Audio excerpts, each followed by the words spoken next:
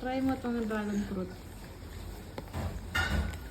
Kapag nakalagay kasi sa ganyan guys, alam niyo ng pagkain. Kagat yung itsura niya. Anong lasa? Oh my God!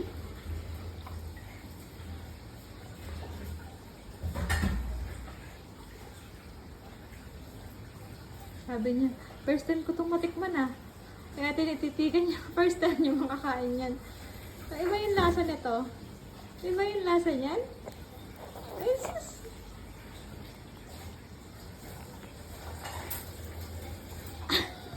Parang kung, ano na, vampira.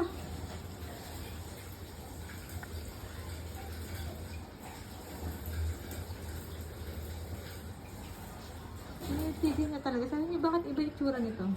Iba yung kulay. Kain naman yan. Very good naman yan. Kahit ano kinakain. Ay!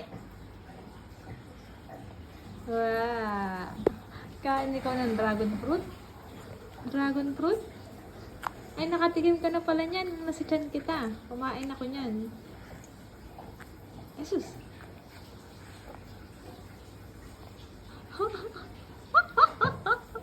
Itsura mo.